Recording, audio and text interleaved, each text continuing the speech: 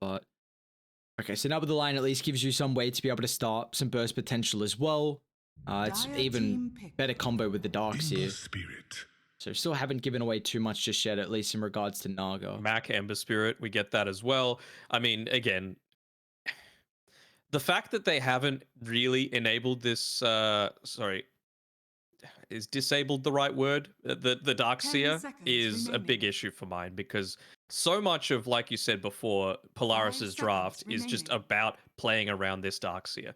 Vacuum into Earthspike, vacuum into Sleight of Fist, vacuum into, you know, Remnants. It's just a crazy amount of damage that you're able to dish out, and you have done absolutely nothing to address it. You know, if they went and picked an Enchantress, they might have even not wanted to go the Ember Spirit, because you wouldn't have had the Flame Guard, for example. So it's... Surely they both will.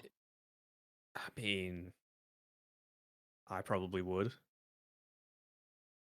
Maybe you're thinking twice just because of how you played it last game, and Mac just dominated. But like I don't know, I feel like we're both like a little bit what's going on right now, because again they haven't identified the Darks here. Mac just completely bodied them in game 1, and now I'd say you'd give him his best hero. Maybe you could say it's top 2, top 3, whatever, but Mac's Ember Spirit is, you do not want to go up against it, and you haven't drafted a way to deal with the Ember Spirit. Like, you're picking a Conquer now, which really isn't guaranteed lockdown anyway. Slide is a great way to, you know, disjoint or make it difficult to find that connection. So now it's not even easier. You don't deal with the Ember, maybe the lane's okay, and now you don't also really deal with some of the Dark Seer issues.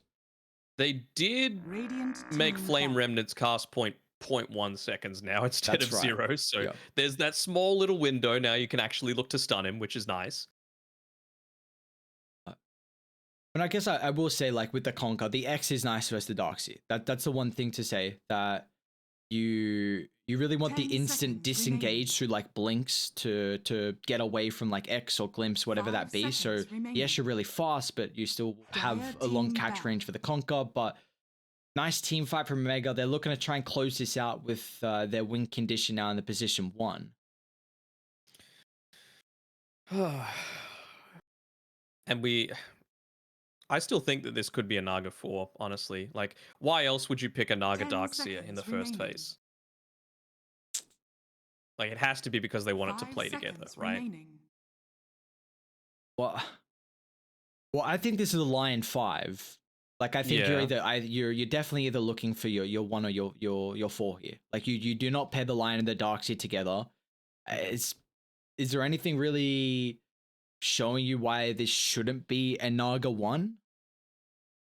My curiosity, basically. Okay. I want to see if this Naga 4 works, if they're able to go for it. And they seem to think that it is the case, right? Like, they're banning out Razor, they're banning out Troll Warlord, heroes that are going to fulfill this carry role. Maybe this is something that's come up in scrims that we haven't seen just yet. I also think this is going to be a Naga 4 as well. I think they have dealt with a potential Naga 1, but now you're looking for a hero from Polaris who's a melee, who's going to utilize the Darkseer Surge and Iron Shell, some ways to take objectives. So Troll Razor taken care of is some of the better ways to do it, especially if Razor itemizes into that. Are there any melee heroes that can help take objectives that you can think of? Jug. Yep. Jug's not bad. X-Mark, don't care about it, just spin away. Tide Hunter, you can deal damage in lane. You know, Elder Titan, again, you're not really caring all that much. If he runs at you with a crap ton of damage, you just Omni Slash him, and, you know, what can you really do about it? They have nothing in the form of save, and then you've just got your healing ward that you can place behind you when you're looking to try and siege towers. Yeah, I'm a big fan of the Jug getting picked up, if that's going to be the case. You know, like you were saying, that how are you going to kill the Juggernaut? You don't have the easiest way to be able to start, and they're actually going to go down the Magnus route, so I guess more team fight, enabling the Ember Spirit.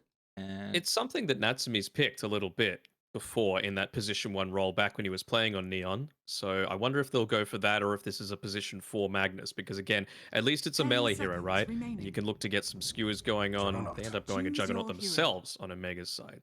Come on, Naga 4. Come on. Yes! Called it! Okay. And that's an interesting set as well. What is with those ears? Some Dumbo-looking ears. There's been some horrific sets through this series. Like, I feel like Van could do a little bit better we're just giving crap to all the players. Like, guys, come on, upgrade your sets. They're looking pretty scuffed. Let's be real though. A lot of them. I don't mind Nico's. That looks a little interesting. I guess, hang on, we gotta stop speaking about this. People can't see, so it's like We'll give them the preview when we get into game. It's fine. We're just building up the suspense, you know. The suspense of the atrocious and some good looking sets. I understand. Okay, well, we were hoping for the Juggernaut to come through from Polaris. How do you feel like it's going to fare from Omega on the other team? Do you think it's still a relatively good jug game for them? Not particularly. I mean, if you're getting 100 to 0, which I feel like is very much a possibility, you know, you've got good pick off with the Lion, you've got instant connection with the Ember Spirit, and then of course Natsumi, if he comes in just with a skewer RP, it's very easy to take out this Juggernaut. And I always talk about the hero that you kind of want to rally around in these team fights. It's the Juggernaut for mine, for Omega's lineup. For Polaris's, it's going to be Nico's Darkseer that they're going to need to play around a fair amount. Yeah, I mean, they didn't counter the Darkseer in the draft in regards to a support, and really they didn't even ban out all the support, so there was definitely some available for Omega. So I felt like they had to go down the route of at least going for a position one who's relatively solid in the lane, and Jug definitely... This is disgusting. Look at Nagasaran move underneath the smoke. 431 movement speed at this point in the game. So you're going to get some really deep observer wards up, which is nice. But it just goes to show, like, even once after Boomy places it right, Iron Shell on top of a Nagasaran who has amazing movement speed to start the game. I talked about, like, you know, the 6 armor that you have to start. 620 HP is pretty healthy. So I'm not liking how this top lane is going to look for Omega Esports. Yeah, it's really not going to be easy to deal with the Naga. What do you feel like her itemization is going to be? Like, is it just the... maybe like Holy Locket, Aghanim Shard. Interesting. Okay, I was gonna say, I mean, it's not really the greatest Solar Crest game. Mag, not the worst. Meteor Hammer? Yeah, Meteor Hammer is another one that I was gonna bring up. I don't think there's really any other utility you can kind of go for as a Naga. Maybe like a Veil isn't terrible, as long as you're playing around the rest of your team. Okay. We'll see how Boomy wants to go down. I'm also intrigued to see how, like, comfortable he is with the micro and just the you know, different type of hero, because there's not really any position 4s that are similar to an Nagasaran. The battle begins. I'm trying to think who would be a similar one that you might think of. Yeah, he's kind of on his island on his own. All right, well, we will scout out the observer board placement.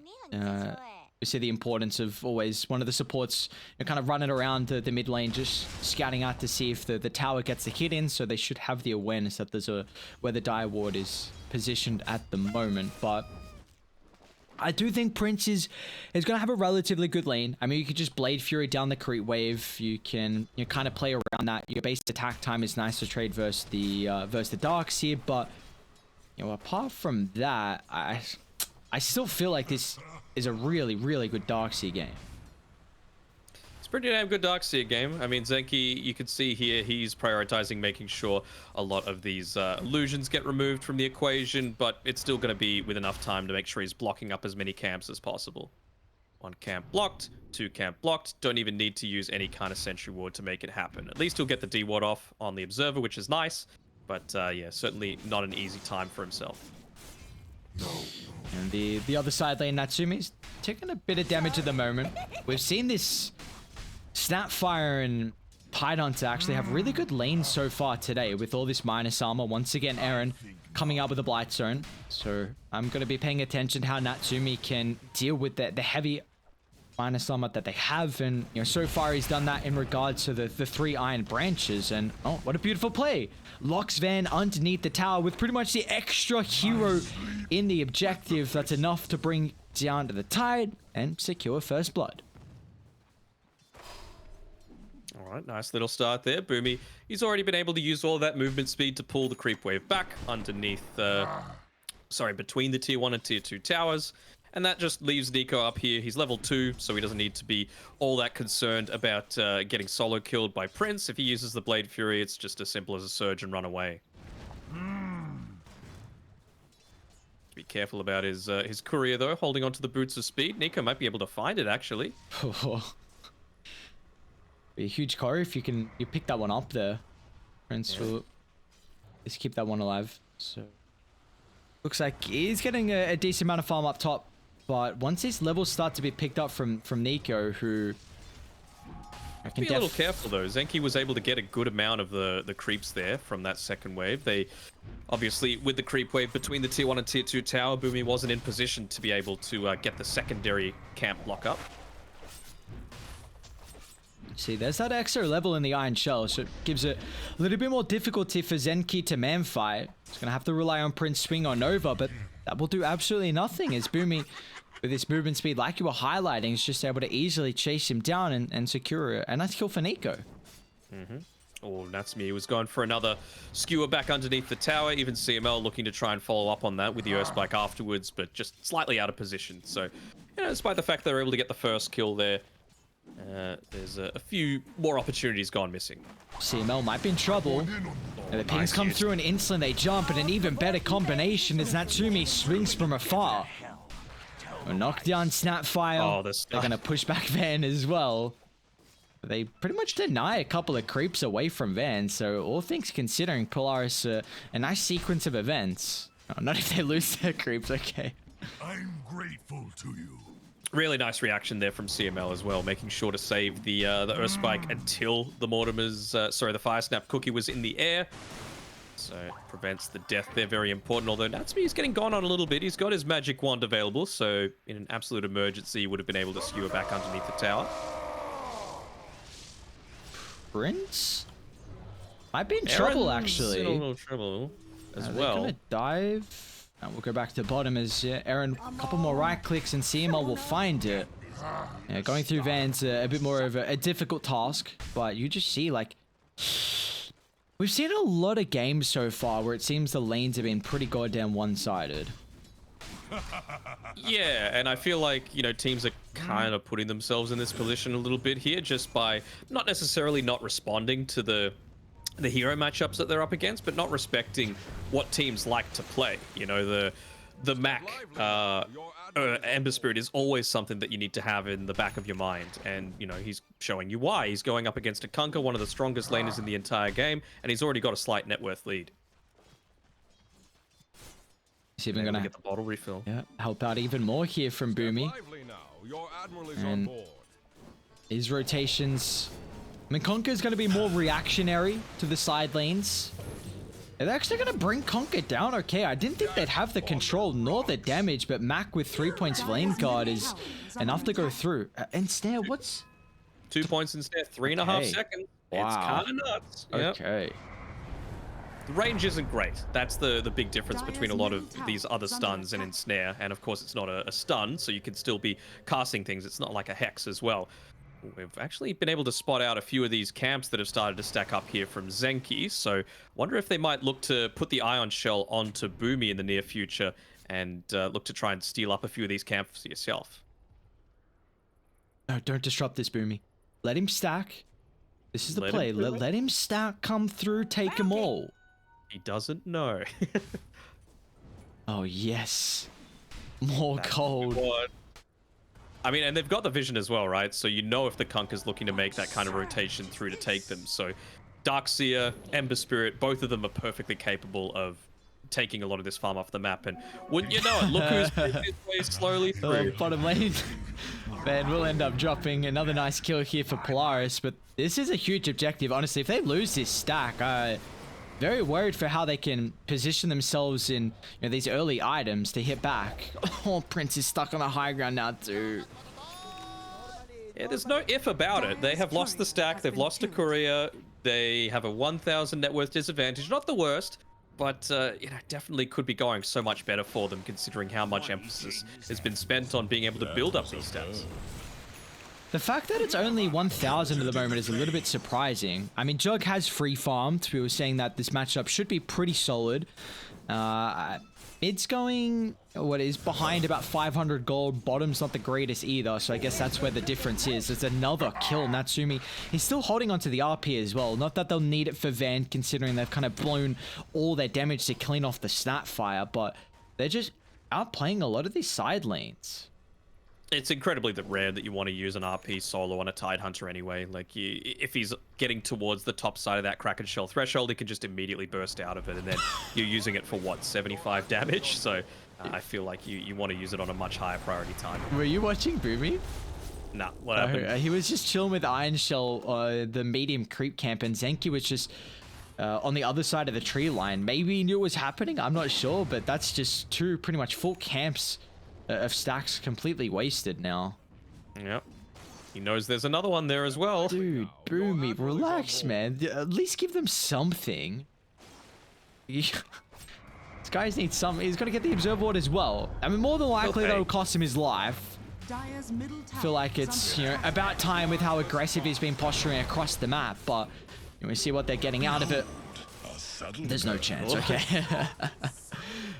Simultaneously, Prince. Doing okay. Illusion's too weak. Does Nico actually drop the wall? He's gonna make the play. Bit ambitious their attempt from the Darks here. So Prince is gonna be okay. Meanwhile, mid lane, Krish getting chased from CML and Mac. Unfortunately, with the O-Spike off the mark. They've also got Aaron swing on over through the vicinity too. So it looks like finally Omega. A sequence of events where they're able to pick up 2 kills. I troll your guts with... Okay, not horrible for them. They still know that they've got that big camp there, but I think that one's way too close to the tier 2 tower for it to be disrupted at all. Top if lane, it was me, maybe... Omni/use from Prince, and he doesn't have enough mana for the Blade Fury too, so Boomo. Another charge on through. This Iron Shell doing a work at the moment from Nico. Yeah, Iron Shell, plus the Tranquil Boots, plus the Windlace. Just these nice, cheap little things. He's going to go for the 4-staff instead. Don't hate it. I mean, you're going to be able to use it to disrupt an Omni Slash, to potentially get away from a Ravage, to disrupt an X-Mark combo. So yeah, I don't hate it either. Dire's top tower is under attack. Back as well, just another kill to add to the tally. Is it? He took a lot more damage than I was anticipating with that little shredder. Dire's structures are fortified. That's just prior to the medallion as well. I believe he's got it now finished as well on Aaron, so could have even gotten close to dying if he looked to venture any deeper. So with that, to me, he's just going a fairly standard build when you're playing this position 1 Magnus, the Mask of Madness, obviously wanting to spend a lot more time sitting back in your jungle. Same sort of issue that we saw last game, though, with the Sven, is that there haven't been a crazy amount of stacks built up for your own team. CML, he's going to be able to get one inside of his own jungle, but in terms of the tri-camp, they're avoiding that somewhat. We did see that before Conquer was about 500 gold behind his counterpart, and all of a sudden he's taken the net worth. I think he may have had a short stack at the Ancients, and he did just pick up a couple of kills recently as well. So Krish has done a good job to at least show some impact so far. He's going to be going for a very early Orchid Rush, feeling that they are just lacking a little bit of the control here. But they might look to drop their first Ravage of the game down bottom. Natsumi and CML hiding in the tree line. A beautiful Echo Stomp finding the connection on multiple heroes, but now the reinforcements starting to come into the play. As Boomy is actually holding onto the song just in case they need it at the moment. Maybe this used at the last second to enable them to group up. In fact, Mac is just hunting the backline. Slight's already been used. Is unable to dodge the Remnant. Ravage making sure there's no opportunity for the song. Boomy just gets it off. The nick at time, but more importantly, you've got the Mortimer Kisses from afar. It'll rain down Hellfire on CML too. So Omega, a beautiful team fight by the Outpost. They were a little bit undecided of if they were going to commit for the song, and they didn't get it off fast enough to keep the Ember alive. Nah, Boomy, he had a very good early game, obviously roaming, making sure to disrupt as many camps as possible. That time, though, he just walked into the boat when it was looking to land, so that one's on him, unfortunately. If he's able to get the sleep off, then you don't die there on the Ember Spirit. Get the kill on Aaron. They might drop the Ravage from Natsumi. He's surrounded at the moment. It's going to wait till the RP expires. A perfect timing, but it's only Mac. I mean, Power's going to do ever so little until they get the Finger of Death from afar. And now they can turn to try and deal with Prince, but he's still got the Blade Fury to play around with. It's like, once again, some ultimates expended. Radiant's middle tower. is Importantly, under though, attack. you get away on Natsumi, you get the kill on Mac. I feel like when you're playing this position 1 Magnus, that's the sort of RP that you want to get. You know, you're able to secure a kill and save your life. So you're not really playing. He's not the main playmaker right now. Darkseer, he spends a little bit more farm, just sitting back, taking a bit more of a passive role. And with that, he's only 1 component away from finishing up his Aghanim Scepter. So that is heavily going to enable Mac's Ember Spirit once he's able to pick it up. Yeah, it feels like they're more than content with maybe giving over some kills and, you know, just enabling the space for the Darkseer, because we were bringing up in the draft that this definitely feels like it's the almost tempo setter in a way. Like often it's going to be the spirits, but Nico with the Aghanims, you know, the shell, the surge to give over to the melee heroes, that's really going to be when Polaris are looking to get all up in the face of the side of Omega. So Boomy, he's still working towards that 4-star. He's got a Blink Dagger queued up before the Aghanim Scepter. I definitely want to see the Aghanim Scepter. Like, if he's going to ignore the shard altogether, I'm fine with it. But I feel like it's just so much value against a Jug. It takes away that spin TP potential. And, you know, Kunkka, he's having a decent game here, Krish. So I feel like you want to try and get that as early as possible to nullify the big power spike that Omega Esports are going to have in the near future. Yeah, it's like, how important is the blink really going to be in regards to... Oh, nice Remnant away. Krish actually trying to reveal the Orchid. It's going to be a big cleave. CML will not tick out though. Like, yeah, do you really need the blink when you can probably just surge the Naga in? You know, maybe you're trying to use the Naga on someone else as CML. There's the vision coming into play, but still... They're going further and further into the territory of Radiant. They're still holding on to the RP. Now with the Ravager Fly, followed up from the Earth Splitter. The control is perfect, but the extra follow-up a little bit too late. They'll drop the song, the wall as well. Natsumi is trying to find a window in, but they don't feel like they can actually take this fight without the 2 heroes. Yeah, they're lacking the damage, especially into the DD as well. It would be a little bit suicidal if they were wanting to go in. Okay, oh no, the up hit from Natsumi too late. The Omnislash giving at least a window from Prince to scurry away. Radiant's middle tower is under attack. A lot of ultimates now force securing a tier 1 tower in the mid lane here from Omega. Okay, I mean, things are going a little bit better for them. They've still been able to maintain control of their own mid tower, which is very important as well. Like, you mentioned it before, we've seen this so many times. The Snapfire Tidehunter, it just enables so much strength in lane, Roche potential, great team fight. And, you know, pairing that together with a Juggernaut with the healing ward means that that Roche potential could be realized in, you know, the not too distant future. It's always going to be something to keep in mind. It's a lot more difficult for Dire, just with how they're naturally going to play across the map. But if they take a fight, you know, around mid, they can definitely look to transition that into the pit. But it's... Right. What they need to be considering right now is just max farm. You know, he needs to make sure he has this Yule Scepter so that he's not always susceptible to having to use the remnants. You know, you've got such a finite amount this early into the game, just the 3 until you finish up that Aghanim Scepter. So it's important for his survivability, of course, and level 12 as well. Such a key timing for him just to boost up that damage. And they should be able to get to there pretty shortly. You've got level 12 on the Darkseer. He's finished up his Aghanim Scepter. So they're going to look to try and make a few of these plays very soon.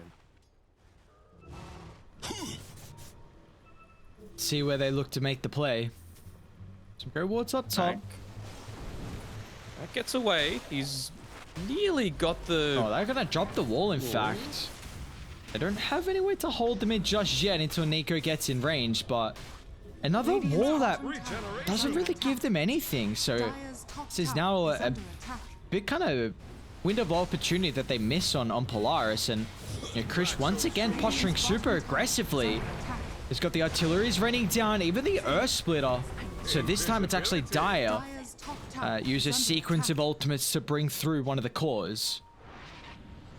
If he ravaged, he would have been able to kill there. It was a long TP that that Back was forced to take towards the bottom side of the map. Did he lay down a remnant? He did. So he'll be able to join in if there is, you know, a disaster that happens on the top side of the map. Just looking to, again, split the map up, trying to take as much farm as possible. But it was definitely a kill that probably shouldn't have happened onto Nico's Darkseer. Just wondering if that might have given them the confidence to go for this Roshan. They feel like it's important Dire's to top take out tower Natsumi if is they under can. attack. Unfortunately for them, Van's just going to miss scouting out both him as well as CML. Still, I'm really impressed with at least how Dire are keeping up in net worth against the Magnus. Like, I know Natsumi's more playing for his own farm instead of amplifying anyone else, but he's really not, you know, transitioned further and further ahead than what I was expecting. Yeah, I mean, I feel like he's just going to get stronger and stronger, right? Like, Empower, you can get 36% bonus damage, but if it's that much bonus damage on not much damage, then it doesn't really result in all that much. So now that he's been able to build into the BKB, he's got that plus the Mask of Madness. He'll probably look to get the Echo Saber back again. Well, Mac might be in trouble. Just gets the remnant away. Yeah, I was gonna say we're gonna start to see it pretty soon pay dividends here with that change. I mean, it's a minor thing, but just it gives you an opportunity to get a stun off. They're playing around mid. Krish, he's able to secure it. I wonder if they might even pop the Song of the Siren to try and set up for this. Not quite. They want that as their emergency button. Instead, they'll take an Elder Titan. They know how important that is at disrupting their big combination. If they can get it. Okay. Like, hang on, what's going on here? Are they going to be able to get the kill? Yeah, if they do, now they'll transition it to the T1 mid. We did just see also Van complete the Blink Dagger on the Tide. So this is, you're raiding a very heavy committal. And if you group up with all your melee heroes, it could be disastrous for a huge Ravage to swing back in their favor. And no, this could also be just the place in a fight around the Roche Pit. You got Boomy there though, so that plus the Orb of Corrosion is going to give a decent amount of minus armor over to Roche. A lot of you got to be careful. Van's looking to start. Ravage dropped instantly on Natsumi. Gets a BKB off for the last second with the Omni Slash as well. It's going to disjoint it. So there's not a whole lot of damage from Prince. Simultaneously, they'll deal with the Snap fight, but now with the Song's out. It's caught two to the northern side, so Nico looking for the setup. Evac back, but they don't have the wall placement.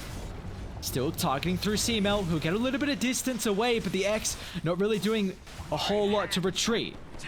Still, Ember has actually been caught out here in the river. Boomy's hiding out throughout the pit. Natsumi's going to look to try and skewer on forward, but the RP finds multiple heroes, but the Blade Fury at least protecting Prince for a short duration. He'll be able to run himself up to the high ground, so now they'll just turn their attention to the Tide Hunter. Multiple heroes falling from Omega. They're going to have to leave the vicinity, which could give a bit of a window for Polaris to take Roche if they want to go back forward, or maybe Prince, as he was underneath the Observer Ward, and Natsumi finds the window of opportunity to skewer on forward. Yeah, this ain't no collapse. Magnus, he's prioritizing much more into just being that big beefy carry, going for the strength, going for the empower duration. He wants to make sure that he's a constant frontline presence, already nearly having 3,000 HP at only the 20-minute mark of the game. So what happened in that fight? Snap buyback, Lion buyback. Lion was very close to Blink before that fight, but now with some of the gold that he's gotten from the kills and assist, it's pretty much the same position he was, and well, now they've got the Aegis and a 4,000 net worth lead to boot. It's looking good. We still haven't seen that amazing Vac wall though, right? Like, it's always been slightly out of position. There haven't been the amazing follow-up, and a rare mistake from Mac there. I mean, I felt like he could have definitely gotten off a Yule Scepter before he fell down there, but just a little slow on the fingers, which is not what I come to expect from him. Yeah, quite often we see he's always on his toes for a hero like the Ember. So Dire, maybe this gives them, it could be the only time of the game where they can catch him with his pants down, or it could kind of, start to set a trend here. But in regards to Polaris, the map control soon to be seized here. They really want to get usage out of this Aegis and claim these outer towers. Just pop Natsumi on the front lines. They're trying to bait out a few TPs here on the top side of the map, and well, smartly enough though, Omega isn't revealing anyone on the map. You want Krish to be farming down here inside the jungle for as long as possible, leave them to, give questions as to whether they are actually able to continue pushing forward. And then, yeah, after he clears the creep wave out, straight back into the jungle. So it looks like Polaris, they're not suckers though. They realize that they've got the strong point at this point in the map. 3,000 net worth lead. They're continuing to push on forward. Down snap. No good. That's the dieback. Poor Aaron. It's a rough life. Radiant's Just going bottom up against tower- heroes that Dire's top just jump on you tower has with fallen. ease. Come on, Boomy. Make me right. He's still going into the Blink Dagger, it seems, but he's got the Aghanim Shard. Dire's top tower is under attack. I want to see it, man. You want to say the shard or the blessing? The Shard? Radiant You want to see the shard instead of the Well, that's what I Aghanims? predicted in the draft. I do want to see the Aghanims as well. But the Shard is what I called out at the very start of the game, Dire's so... top tower is under attack. See Radiant. Another objective soon to be claimed, and Mac with now these Middle tower items. is under attack. You know, Yule's Maelstrom, that feels like it's all he really needs. He can just start to posture pretty aggressively, try and pop some blinks, force some abilities unnecessarily. And Naga did just complete the blink as well, so this might catch them off guard. They're going to look to kind of reconnect with Boomy, but they are underneath an observer ward, so they are aware of this. Jump in. CML just a little bit too late with the fingers. Prince at the safety. He might have popped the RP there. I mean, 3.75 seconds probably would have taken him out of the Blade Fury duration and allowed for the follow-up. Smoke instead, though. Still holding on to the RP. This time around, though, Smoke. they're going to be walking into high ground. They will die. Got a great ward in the vicinity. They're just going to find the opening. An early use of the BKB. They're targeting down CML up to the northern side, but Boomy instantly answered. They'll drop the song. They need to disrupt it if they want the boat connection. Miss execution once again. Now Radiant, they're still going to look to stick around, but the Rabbit Shot follow for the Earth Split in combination with the Omni Slash. It's beautiful. They'll bring down two. Aegis claimed as well, but Polaris, can they take the fight with the round two coming up shortly? Natsumi still got the BKB, still has the RP as well, but is getting controlled. He doesn't want to use the BKB unnecessarily, and it's just giving Omega an opportunity to tear apart the backline as finally Natsumi can get involved. A cookie to reposition, but the Magnus is too much damage for them to deal with. But the big issue is the control, as Van almost scurrying himself out to safety. Nico still sticking around, playing with fire, but that he's so comfortable with. As Natsumi will clean up a triple for himself. Mr. Boomo, the Naga Siren, trying to chase through Heron 2. Put 4 heroes in the grave. They'll make him work for it. You know, Polaris is showing some signs of life here in the team fight. The execution is not what they're really hoping for, but still a shambles fight turns out successfully. Yeah, it was definitely messy. There were so many times there where, Natsumi could have hit a nice little RP. You had another Vac wall combo that just wasn't used to its full potential. Natsumi still able to come out of it with an ultra kill.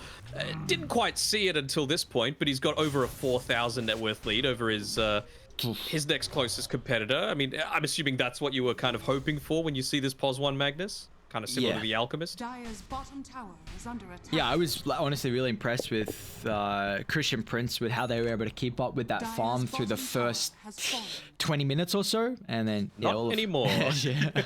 Well, you get an ultra kill like that, you get Aegis, you take a couple of outer towers, you win a couple of fights, and all of a sudden it's just blown way out of a possibility to contest. And I mean, now Natsumi is level 21, Silver's Edge completed, and they've got the jump. The finger of death if required. Slow down, CML. All right. They've been playing stronger than Omega, but they're still a little bit off. I mean, there's a reason that Polaris were 3-7 going into this this series. Not the most ideal start to the tournament, and they're definitely going to need to get some of these kinks out of their game if they're going to look to make some action happen come playoffs time. The testing ground for the new strats. Seeing how it can fare with the Naga. Back to lead the charge. Dire got a very good ward in the vicinity, but once again, they're going to be careful. They group up this close. We might see it just come into play. Natsumi eschew in once again with the RP drop. That's just way too much damage. And a choke point like that, it's all shambles town. A triple for Natsumi, looking to make it a backup of the Ultra. They're going to dive deep underneath the tier 4 tower. Prince being the objective. And the control lacking at the moment, but the damage, that's not what they're lacking at all. 2 times Ultra for Natsumi in the back-to-back fights.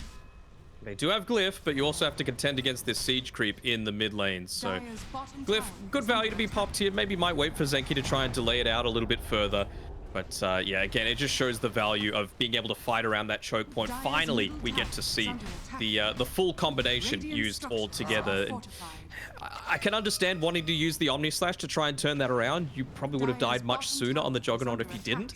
but it's probably one of the worst places that you could have possibly used it, right? Like you had a Darkseer wall on top of you, so many of those Omni Slash hits were soaked up by the Darkseer illusions. Just, I mean, we've seen Tide has always been a hero that's incredibly solid at being a counter initiator, Dire's just off the bottom back tower of is your under attack. Kraken Shell to break, you know, a big ultimate, you know, like the RP for an example, and then you can just instantly ravage and you have it almost a reset for like 3 and a bit seconds. You know, it doesn't seem to be the case right now though, with you know, Natsumi having BKB, you soon to have the Embers BKB as well, and just Radiant are making sure they control one area, and even if it gets the Ravage off, then you know the fall damage is still lacking. Yeah, I mean, you definitely need this next key item for the Juggernaut. He's going to get up to level 20. The +8 armor can feel like a bit of a non-factor, but when you're going up against a decent amount of minus armor, and especially now that Naga's getting a few more of these items, the Riptide's doing a good amount of work, it becomes very important to have. Not bad. It's going to be okay as soon as they say the X out. Not going to overstay their welcome. Looks like they're just going to wait for Roshan. Potential for respawn in the next couple of seconds. And their high ground siege is not the greatest on Radiant. No, I mean, you need to kind of bait out one of those big team fights where you're able to wombo combo. And honestly, around a staircase can be the region to do it, but there's nothing really stopping an Elder Titan or a Snapfire from just staying way back away from the rest of their team. So They are split. Dire's bottom Okay, tower Dire actually has coming fallen. out. I mean, he's got 3,500 health, a BKB at the ready. Oh no, we saw what happened previously. Not around a spot like this in the choke point. Back got once Song. again. Bottom tower is under attack. Trying to find the angle from Boomy. they're surging Surge in the up as well Naga. to get into the middle of the fight. Die, great recognition. Just got a Delta split away. Make sure you're not grouped up. That's a 5-man smoke on a Mega that they just get nothing out of. We got the Shard as well on the Naga, so even some of that turnaround potential coming from the 5 HP per second. Jesus, I mean, Mag's 4,300 health. Like, what is that? That's going to be so much HP regen now. Whatever 35% of that is. Bottom oh tower boy. is under attack. Come on, quick mass. That's Too all you. late. Probably that- like 1,800 or so. My lord. I mean, Darkseer's even got Mechanism too, almost Greaves. You're gonna more than likely out-sustain a lot of the combination that Omega have. And now you don't have Smoke as well to come inside the Roche Pit, unless they've got another one waiting on a support, but the fact that they... Yeah, okay, Zenki does have one, but you gotta get here pretty fast. Yeah, you got a motor. Taking their time. Again, Elder Titan, one of those great heroes around the Roche Pit, but pretty sure this Astral Spirit is going to be sent back before it reaches the Roche Pit. It'll just scout it out, but it's a little bit too late. Even a DD on the bottom side of the map. Max got one of his Flame Remnants there. Has fallen to the Radiant. Might look to go and grab it. Yep. Gives him the Axe Shard as well, so now he's got Axe Scepter, Axe Shard. Ooh. That's Remnant replenished because he's just picked up the Shard. He picks up his level 20 as well, so even more hero damage. It's going to enable him. That's it. There's another one. And... Okay. Well, What? oh, Princess TP's on cooldown. Radiant are scanning. just follow the cat. Oh Dire's boy. middle They might barracks are need under Mag. attack. He's gonna Blade Fury Normal TP up. punch. Oh no. Alright, well, they're just chilling. I guess, I mean, you're taking objectives. Mag, does he really care right now? Dire's middle barracks. You know, full set of barracks soon to be claimed mid. You know, they will have everyone back up in 10 seconds here, but Dire's middle they're gonna have to mount barracks fall. some incredible defense.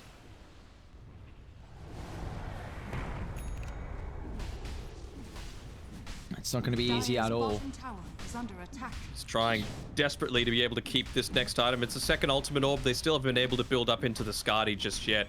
Just been, again, choked out really well by Dire's Polaris bottom here. Just, tower is it fallen. feels like so rare where you're able to make a Dire's venture bottom out and barracks are under attack. into anywhere on the map. And if you do, that kind of thing can happen at Over bot. to We the just saw. backline, Van.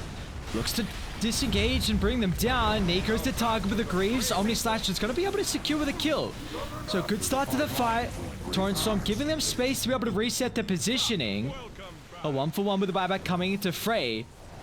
A little bit disjointed at the moment. Prince is very fast split from the team as well. Simultaneously, he'll try and move in forward, but they're just going to be set up for a beautiful 3-man RP.